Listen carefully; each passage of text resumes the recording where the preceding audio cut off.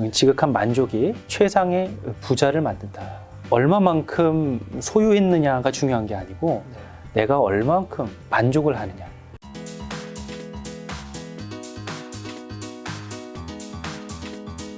오늘 책은 바로 내 마음에 글로 붙이는 반창고 펜입니다.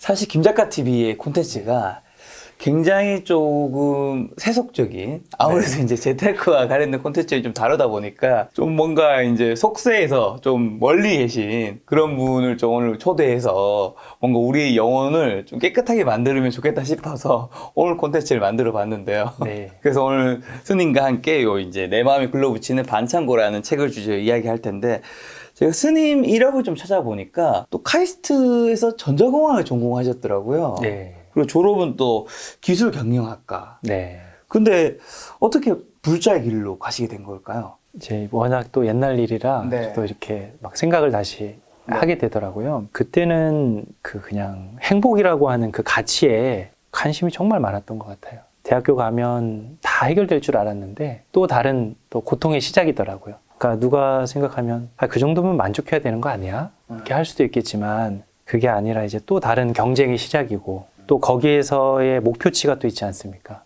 뭐 학점이든 또 졸업 이후의 취업이든 또 어떤 경제적인 어떤 상황을 또 만들어야 되기 때문에 이제 그런 부분에서 내가 어떻게 행복할 수 있을까를 고민하다가 뭐 인연이라고 하죠, 불교에서는. 그런 절의 인연이 돼서 출가를 결심하게 됐어요. 근데 제가 알기로 독실한 신앙을 가진 부모님 밑에서 태어나 20세가 될 때까지 또 신실한 종교인이셨던 걸로 아는데, 네. 그럼 당연히 반대가 있으실 거잖아요, 집안의 반대가. 네, 많았었습니다. 네. 참 부모님이 이렇게까지 힘들어 하실 줄은 저도 몰랐어요. 그걸 알았으면 출가를 하기 어려웠을 것 같은데 이제 굉장히 많이 힘들어 하셨고요. 좀 신앙하시는 분들에게는 이방인으로 이제 분류가 되는 거기 때문에 이제 죽고 나서의 구원, 영생의 삶에서의까지 문제가 될 수 있다고 보신 것 같아요, 그 당시에. 근데 이제 지금은 많이 내려놓으신 것 같고 오히려 그 자체로 이렇게 그냥 살아가는 걸 응원하시고, 제 입으로 하긴 좀 그렇지만 부모님도 저로 인해 수행을 하게 되지 않으셨나. 이게 내려놓지 않으면 고통이 사라지지가 않으시더라고요. 그러니까 부모님 입장에서도 결국은 내려놓게 되신 것 같아요. 얘가 뭐 군대를 갔을 때 잠깐 또 머리를 길렀는데 다시 돌아오는 거 아닌가? 이렇게 기대를 하셨더라고요. 근데 뭐 휴가 때도 절로 가고 전역하니까 또 밀고, 그러니까 그때 이후로 점차 더 마음을 내려놓으시다가 한 10년쯤 지나니까 그냥 건강만 해라. 이렇게 좀 기도하는 마음으로, 그냥 부모 마음으로 이렇게 지켜보시는 것 같습니다. 그 과정이 이제 쉽진 않았던 거겠죠, 당연히. 네. 저도 부모님은 아니어서 얼마나 힘드셨을지 모르겠지만 결국 인생의 이치를 깨달아가는 것 같아요. 부모 자식도 결국 독립적 주체라고 하는 사실을 부모님도 좀 내려놓으시고 집착을 조금, 내 자식이지만 그도 그의 인생이 있고 또 그 삶을 응원해야 되지 않나, 이렇게 생각하시는 것 같아요. 그러면 이제 스님이 원래 아니셨던 분이잖아요. 네. 그렇죠. 그럼 스님이 되고 난 다음에 지금 제가 알기로 한 17년 정도 수행을 하신 걸로 아는데, 네. 좀 좋은 점과 당연히 또 힘든 점이 있을 것 같은데. 네. 좋은 점은 수행, 그러니까 마음 공부에 집중할 수 있다는 것입니다. 그러니까 스님들이 너무 감사한 일은 불자님들이 이제 시주를 해주시잖아요. 그 공양해 주신 것을 동력으로 삼아서 수행 정진하고 공부를 할 수 있다는 것. 이제 그리고 저희들은 그로써 책임감을 느끼고 열심히 수행하고 뭔가 깨달음을 얻어서 그것을 이제 나눠주는 그런 책임이 있는 것이죠. 그걸 이제 조금 어려울 수 있겠는데 재보시와 법보시라고 합니다. 그러니까 재는 이제 재테크 할 때 그 재예요. 재물을 이제 주는 거를 이제 보시를 하시는 거죠, 불자님들은. 근데 스님들은 법보시를, 깨달음의 가르침의 법보시를 주시는 것이고, 이렇게 할 수 있는 상황이 된 것, 이것이 너무 감사한 일이고요. 한편으로 좀 불편한 것도 있어요. 시주돈, 시주밥이 가장 무섭다라고도 하거든요. 그러니까 그만큼 이제 책임감이 느껴지기 때문에 종교인으로서, 성직자로서 정갈하고 그런 모범이 되는 삶을 살아야 된다, 이런 부담감이 아무래도 있습니다. 그 중에 또 한편으로는 대중이 이제 무소유라고 하는 그 인식을 많이 하고 있는 것 같아요. 그러니까 스님이 되면 출가를 하면 다 내려놓고 출가 이전에 모든 인연도 정리를 하고 그리고 소유에 대한 것도 이제 가지지 않는다, 이렇게 이해를 하는데 실제로 무소유라고 하는 것은 소유를 안 하는 것이 아니라 분에 넘치는 그러니까 자신의 그 욕심을 내지 않은 적정한 수준의 소유를 하는 것이 무소유가 되는 거예요. 완전히 네. 소유하지 않는 게 아니군요. 네. 또 그런 거는 굉장히 주관적인 것 같아요. 사람들마다 좋아하는 취향도 다르고 네.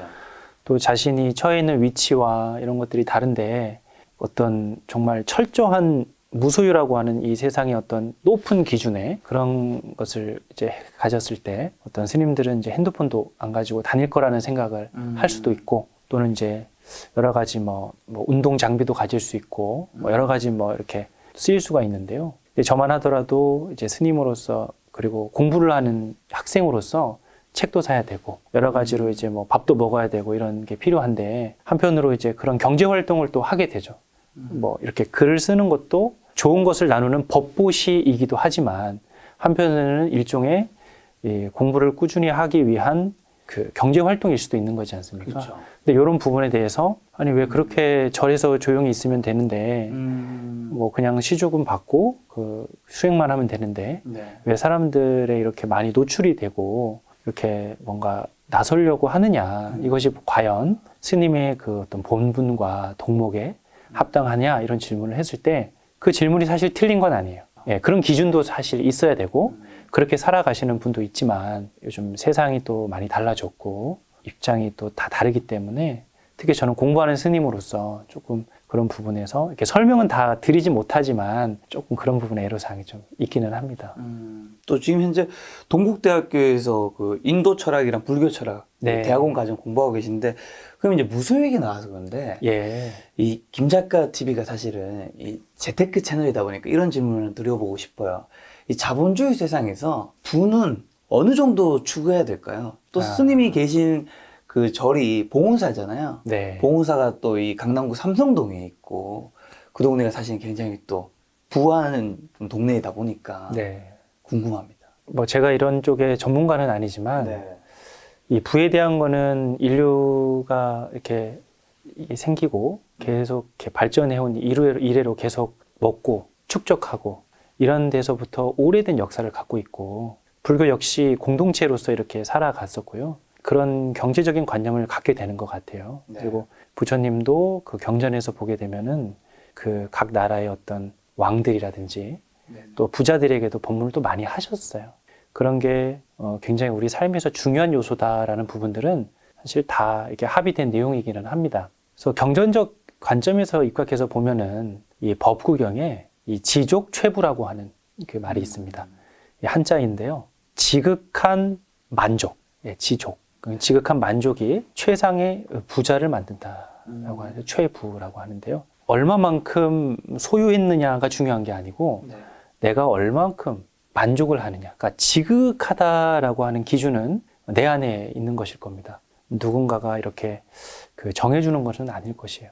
요즘 이제 세상에서는 대략 제 연봉이 한 1억 정도가 되면 경제적인 부분으로 인한 행복감은 크게 늘어나지 않는다. 이런 연구 결과도 있고 뭐 한 20억 정도를 자산을 갖고 있을 때 해결이 된다. 이런 부분들도 있는데요.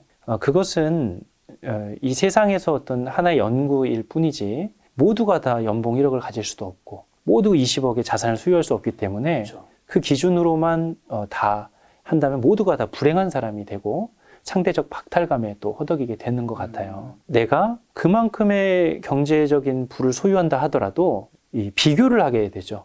누구는 얼마를 가졌더라.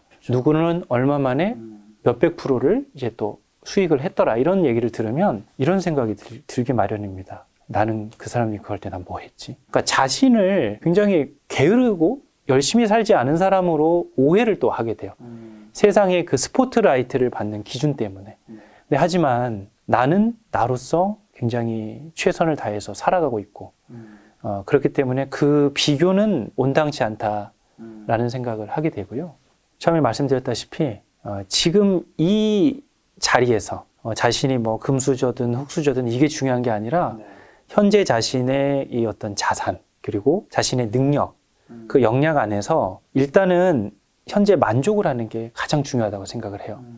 다른 사람이 얼마만큼 살기 때문에 나도 저 정도는 돼야지라는 것은 불행으로 가는 아주 안 좋은 마음인 것 같고요. 가장 중요한 것은 현재 내가 이렇게 살고 있는 것에 대한 감사와 만족입니다. 그게 바로 부자가 되는 거죠. 그러니까 마음의 부자가 일단 되는 것입니다. 네. 잘은 모르겠지만 이제 재테크나 이런 부분의 전문가분들도 네.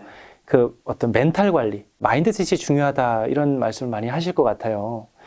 왜냐하면 이게 뭐 세상의 경제라고 하는 게 오르고 내리고 하잖아요. 그럼 오를 때 좋고 슬플 때 우울하면 이 감정은 그냥 뭐 우리가 뭐 마상이라고 표현을 많이 하잖아요. 마음의 상처 그냥 그때그때 받아버리면 어떻게 살겠습니까? 그러니까 그게 아니라 현재 그런 거와 상관없이 현재 자신이 그냥 가진 거 그것에 대해서 만족하고 감사하게 되면 마음의 평안이 찾아오고 마음에서 이미 지극한 최상의 부자가 되는 거예요. 그러면 그 안에서 지혜가 떠오르게 되죠. 그 지혜를 하나하나 하루하루 성실하게 실천하다 보면 어느새 부자가 되어 있지 않을까 그렇게 생각을 합니다. 자, 그러면 이 경쟁, 비교에서 좀 벗어나려면 감사와 만족이 되게 중요하다고 하셨는데 네. 그럼에도 불구하고 워낙 세상이 비교하다 보니까 좀 주변을 과도하게 의식하거나 또 이 학생들 같은 경쟁에 굉장히 좀 치열하게 시달린 부분이 있잖아요. 네. 그분들한테 그러면 감사라든가 만족을 할 수 있는 좀 실천적인 방법 같은 거 뭐 한 가지 정도 뭐 있을까요? 예, 가장 쉬운 방법은요. 네. 호흡이라고 생각합니다. 우리가 어렸을 때 기억은 잘 안 나겠지만 응애하고 태어날 때 그때 숨을 쉬니까 이제 울게 되잖아요. 그러니까 뭐 못 울면 막 때려서라도 울음을 시키는 것이 호흡인데 이 호흡에 대해서 우리가 너무 당연하게 생각을 하고 있어요. 그 이 숨이 얼마나 소중한지 얼마나 감사한지 이것은 이 숨을 못 쉴 때 물에 빠졌다거나 아니면 뭐 가끔 숨이 턱턱 막힐 때 있잖아요. 막 엄청 뭐 등산을 한다거나 이랬을 때 보면 잠깐 앉아서 쉴 때 이럴 때 보면 야, 이 숨이 참 좋구나 이런 걸 느끼게 되고 또한 이제 물도 비슷합니다. 이렇게 목마를 때 마시는 물 한 잔이 그 어느 것에 비할 수가 없잖아요. 근데 우리는 우리에게도 호흡이 필요하고 물이 없으면은 안 되는데 그거에 대해서는 너무 당연하게 생각을 하는 거예요. 그렇다고 뭐 물을 드시지 마세요. 호흡하지 마세요. 이렇게 얘기하는 건 너무 가혹한 것이고 호흡을 조금 천천히 해보면 그때 이 호흡의 감사함을 느끼게 되는 것 같습니다. 그래서 잠깐 멈춰가지고 자신의 호흡에 집중을 한번 해보는 거예요. 이게 뭐 못하는 게 아니잖아요. 우리 어렸을 때부터 해왔던 건데 근데 어려운 것은 멈춘다는 게 어렵고요. 그리고 조금 템포를 늦춰가지고 천천히 호흡을 조금 길게 하는 게 어렵고요. 또 한 가지는 내쉬는 거에 집중하는 게 어려워요. 그러니까 들으시는 거에 우리는 많이 익숙해져 있어요. 근데 내쉬는 것을 길게 하면 저절로 들여쉬는 것이죠. 그러니까 여기에 삶의 이치가 다 들어있는 것 같더라고요. 이 숨을 내쉴 때 뭔가 편안함이 있어요. 오히려 들이쉴 때 느껴지는 어떤 그 만족감보다 길게 내쉬고 비웠을 때 뭔가 더 채워지는 느낌이 있어요. 그리고 나서 숨이 들어오면은요, 이 숨의 맛이 굉장히 다르다는 걸 알 수가 있습니다. 그러니까 많은 분들이 또 삶에서 음식을 안 먹었을 때 음식 귀한 줄 알고, 갈증이 날 때 물이 귀할 줄 알고, 이런 것들은 평소에 여러분들이 꼭 수행이 아니더라도 그 삶에서 많이 이렇게 느낄 수 있는 거라 공감을 할 수 있을 거라고 생각을 하고요. 지금 당장 한번 천천히 호흡해 보시면 바로 느낄 수 있을 것 같습니다. 자, 그러면 사실 대한민국이 옛날보다 굉장히 지금 잘 살고 있단 말이죠. 네. GDP도 엄청나게 크게 성장을 했는데 사람들이 행복 지수가 옛날보다 높아졌는지는 잘 모르겠단 말이죠. 그러게 말이죠. 사람을 불행하게 만드는 가장 큰 원인은 좀 뭐라고 또 보시나요? 불행감을 불행으로 착각하는 것 같아요. 다시 얘기해서 좀 쉬운 표현으로는 그 찰리 채플린이 가까이서 보면 인생은 비극이지만 멀리서 보면 희극이다 그렇게 표현을 했죠. 그러니까 우리가 불행감은 계속 느끼게 됩니다. 잠깐 비교가 되잖아요. 길거리에 외제차 타는 사람도 많고 막 좋은 집에 사는 사람도 많고 어디 TV 뉴스 어딜 보건 요즘은 또 인스타를 보면은 플렉스 하는 사람들이 많지 않습니까? 많죠. 그럼 상대적 박탈감을 느끼고 그렇죠. 그럼 그때 일시적인 불행감을 느끼게 됩니다. 그렇다고 해서 우리의 삶이 불행한 건 아니거든요. 부처님께서도 인생 자체가 고통이라고, 그게 진리라고 하셨어요. 삶이 고통인 것이 진리다. 그런데 그게 끝이 아니라 그것을 인정하고 받아들이고 그랬을 때 모든 것은 변화하는 것이고, 그래서 집착할 것이 없다라는 것을 깨달았을 때 마음의 평화가 찾아오고 그 고요함 속에서 우리는 행복할 수 있다라고 하는 이제 그런 가르침을 주시는 것처럼 우리가 행복감을 느끼는 것과 행복한 건 또 다른 거잖아요. 예, 아까도 우리 좀 말씀드렸지만 이 채널이 실버 버튼 받을 때랑 네. 예전에는 실버 버튼만 생겼으면 하다가 이제 골드 버튼만 생겼으면 하다가 이제 다이아몬드 네. 생겼으면 하니까 아니라고 하시더라고요. 네네. 그러니까 아닌 걸로 네. 하지만 인간 마음이 참 내가 원하는 것을 이뤘다 하더라도 네. 그게 이루어지면 그 행복감은 오래 가지 않는 것 같아요. 행복하지 않는 게 아니라 네. 행복은 한데 네. 생각만큼 오래 가지가 않고 그렇죠. 그것을 당연하게 여기는 것이 인간의 기본 심리인 것 같습니다. 뭐 너나 할 것 없이 이번 달에 카드값만 해결됐으면 뭐 내가 지금 하고 있는 이 사업, 이 프로젝트만 잘 넘어갔으면 네. 이렇게 하면서도 해결되면 장관 좋고 말아요. 또 다음 고민이 생기죠. 네, 고민이 또 생기잖아요. 네. 그래서 이렇게 늘 이 세상은 영원한 것이 없다. 그것을 이제 그 솔로몬의 지혜에서는 이제 이 또한 지나가리라라고 하더라고요. 이 또한 지나가리라라는 것을 알고 네. 아까는 제가 불행감을 느끼는 거, 행복감을 느끼는 거 이 두 가지를 지금 말씀을 드렸잖아요. 그러니까 행복감을 느끼는 것도 불행감을 느끼는 것도 네. 지나간다라고 하는 것이죠. 그러면 이 삶 전체를 어떻게 우리가 행복하게 만들 수 있을 것이냐? 네.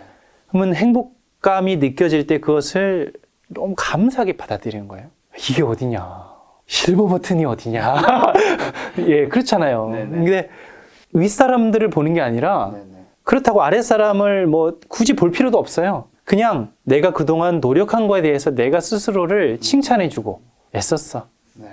참 잘했어. 그동안 고생했어요 하면서 스스로 만족을 느끼고 네. 또 한편으로는 이게 혼자 되겠습니까? 구독자가 있고 또 함께 노력해 주신 분들이 있었기 때문에 그렇죠. 출연해 주신 분도 계셨을 네. 테고 그것에 대해서 정말 겸허한 마음으로 감사를 느끼는 거예요. 그러면 신기하게도 이것이 이제 증폭이 됩니다. 그러니까 이걸 지혜라고 하는 거예요. 그러니까 지혜는 이 메커니즘을 아는 게 지혜입니다. 네. 그러니까 결국은 이 삶 전체를 행복으로 만들 수도 있고 또 이 행운이 나의 온 행운이 증폭될 수 있는 것은 나 스스로에 대해서도 격려하고 토닥여주고 감사한 마음을 갖고 네. 만족하는. 그러면 이제 불행감에 대해서는 어떻게 처리를 해야 될 것이냐. 네. 이제 그것은 그거대로 알아차리는 겁니다. 방금 불행과 행복이라고 하는 글자에 감이라는 걸 붙였어요. 네. 감이라는 건 감정이죠. 그러니까 내가 느끼는 감정이 나도 모르게 그냥 일어나 버리는 거예요. 우리 뭐 비가 오고 구름이 뜨고 우리 뭐 봄이 됐으니까 햇살이 비치고 꽃이 피고 이런 것들이 어떤 기후 조건과 상황이 맞으니까 딱 생겨버린 거잖아요. 네. 근데 이거는 그냥 일어났다 사라지는 겁니다. 이것이 영원할 것이 아니라 일시적으로 지나가 버리는 것이에요. 그렇죠. 네. 이 감정에 대해서 내가 계속 붙들고 있을 필요가 없습니다. 순간순간 행복하구나. 아까도 호흡을 했지만 호흡을 하면서 이 숨이 참 고맙구나.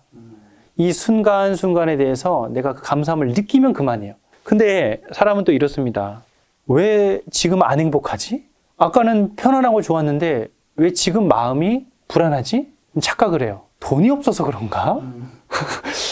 내 차가 좀 안 좋아서 그런가? 네. 물론 그런 요소가 없다는 건 아니지만 그게 전체가 아니거든요. 그렇죠. 일부의 요소일 뿐인데 사람은 그것 때문만인 것으로 착각을 해요. 내가 안 유명해서 그런가? 더 유명해지려 행복하려나? 네. 착각을 하는 겁니다. 근데 이 감정이라는 것은 네.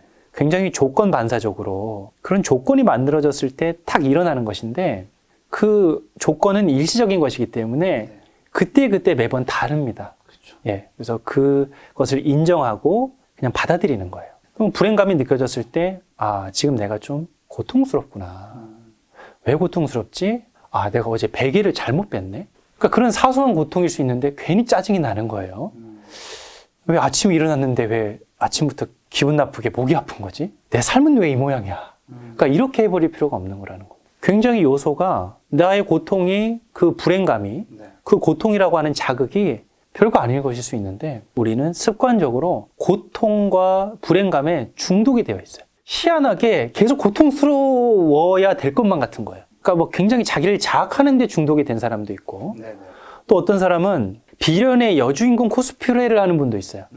그러면서 드라마에 감정이입이 돼서 내 삶은 계속 이 모양일까? 네. 그 묘한 카타르시스를 느끼신단 말이에요. 근데 그게 어떻게 보면 약간의 즐거움일 수 있겠지만 자신의 인생을 좀먹는다는 것을 알아야 됩니다. 아까 행복을 내가 만족하고 감사했을 때 중폭이 되는 그렇죠. 이 순기능이 있는 것처럼 네. 불행감과 고통을 내가 계속 집착했을 때 네. 역효과가 있다는 것을 인정을 하고 네. 그냥 그 자체로 내가 지금 고통스럽네. 네. 예, 그렇게 인정하고 받아들일 때 경감이 돼요. 완전히 없어질 수는 없겠지만 네. 경감이 되고 반대로 행복감은 증진이 됩니다. 뭔가 불행감이 느꼈을 때는 그걸 그냥 너무 집착하지 않는 태도가 좀 중요한 걸까요? 그러니까 나는 늘 행복해야 되는 사람이야. 네. 이런 어떤 독선, 선민의식, 네. 선택받은 사람, 나는 우월한 어떤 사람이야. 내가 왜 이런 대우를 늘 받아야 돼? 네. 이런 어떤 자기 어떤 자만심. 그러니까 이런 게 아니라 인간은 원래 번뇌하는 존재고 고통스러운 게 인간이고 어렸을 때 우리가 응애하면서 태어났다. 이런 것들도 한번 생각해 보면서 고통이라는 것은 늘 있는 것이지만 그것을 내가 받아들일 때 오히려 괜찮다. 이렇게 계속 그 마음을 다스리는 게 필요합니다.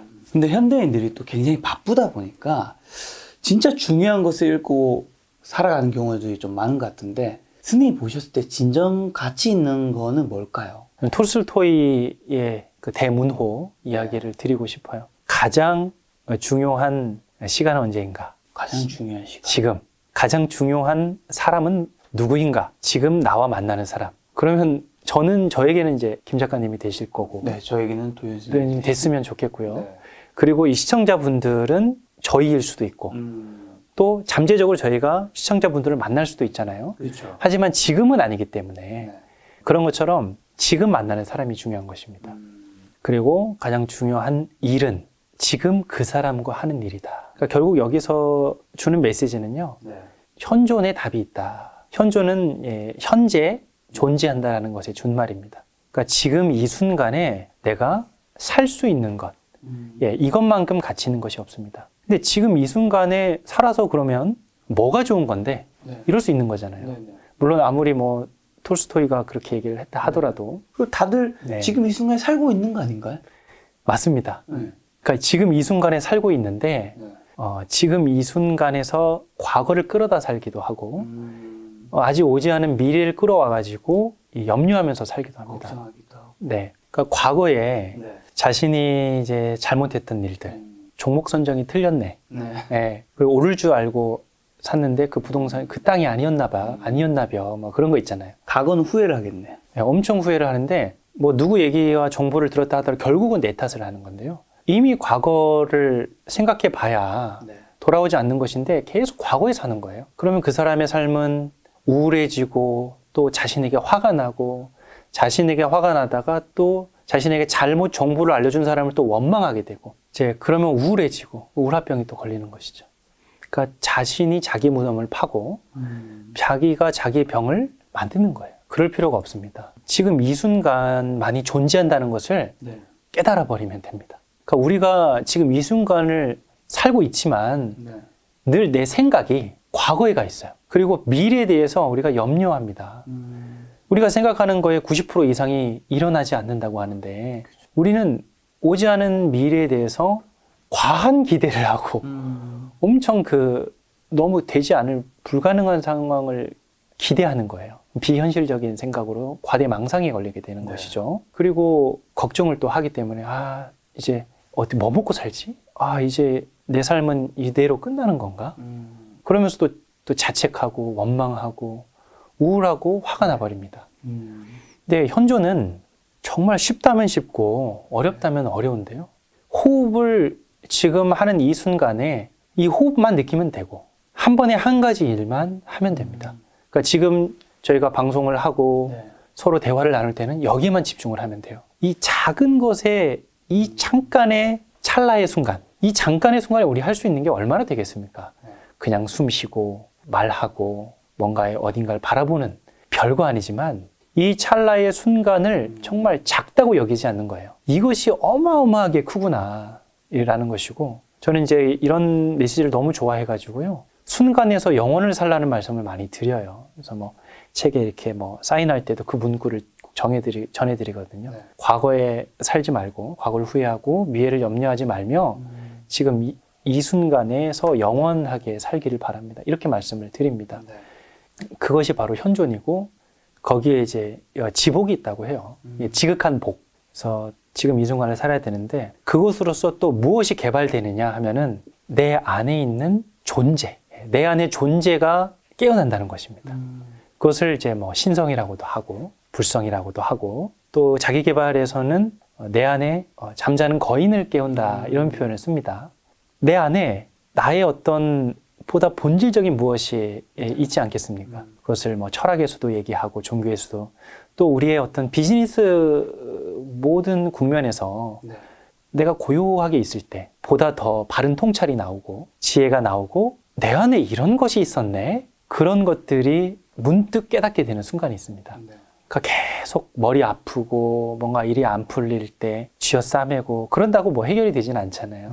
잠깐 물 한 잔 마신다거나 산책을 하면서 좋은 공기를 마실 때 그때 굉장히 또 뭔가 딴 사람이 된 것 같아요. 우리가 뭐 접신한 건 아니잖아요. 근데 전혀 다른 사람이 됐네? 아까 내가 막 머리에 고통스러워하는 고뇌하는 사람이 아니라 굉장히 괜찮은 사람이 됐네 이럴 때가 있지 않습니까? 아마 작가님도 느끼실 거예요. 컨디션 좋을 때 방송할 때랑 그렇지 않을 때 방송할 때 저는 하루에 정말 많이 찍을 때 3개 찍을 때 있거든요. 아우 많이 찍으시네. 그럼 그런 날은 되게 힘들고 하루에 딱 1개 찍는 날 아름다운 컨디션. 참 그게 작가님이 느끼시듯이 아마 시청자분들도 비슷하게 느끼실 것 같아요. 내 컨디션이 좋을 때 그때의 나와 다르죠. 정말 다른 것 같습니다. 저도 그 목소리 녹음을 좀 한 번씩 하는 편이에요. 뭐 제 책을 읽기도 하고 경전이나 뭐 좋은 고전을 읽기도 하는데요. 특히 그때는 제가 제 안의 존재에 더 좀 접속을 한달까요? 좀 더 집중을 해요. 내 의식에. 물론 호흡을 하고 마음도 조금 가라앉히는 것도 있겠지만 그렇게 했을 때 내 안에 침잠하면서 뭔가 내가 아닌 내가 깨어나는 느낌이 있어요. 근데 그것은 어떻게 보면 보다 더 나일 수 있다고 봅니다. 그러니까 이 어떤 겉모습의 내가 아니라 이게 오히려 진짜 나 아닌가? 나 원래 이런 사람인데 내가 평소에 굉장히 막 별 볼 일 없는 사람처럼 보이지만 가끔 괜찮은 내가 보일 때 너무 스스로 보이기에도 멋져 보이기도 하고 이렇게 하는데 저는 그 목소리의 상태에 따라서 이때는 평소에 내가 아닌 것 같아요. 이걸 느끼거든요. 그러면서 한번 저를 되돌아봐요. 나는 어떻게 살고 있지? 평소에 내가 괜찮다고 생각하고 있는 나로 살고 있는 것인지 아니면 그냥 바쁘게 정신없이 살고 있는 건 아닐까? 다른 사람도 나를 볼 때 그러면 그렇게 느끼겠지. 그럼 난 별로 안 괜찮은 사람인데 이렇게 스스로 생각할 수가 있는 것이죠. 그래서 내 안에 이 참된 존재 보다 더 괜찮은 나가 있다는 것을 우리가 인식을 하는 게 일단은 중요하고요. 그러한 순간들을 자주 접하는 게 정말 삶의 지혜라고 생각합니다. 참된 존재를 깨닫기 위해 자주 접해야 되는데 거기서 가장 중요한 거는 지금 이 순간을 살아가는 게 어떻게 보면 사실 많은 그 현대인 분들이 너무나도 바쁘다 보니까 지금 이 순간에 오로지 집중 못하는 부분도 있는 것 같네요. 맞습니다.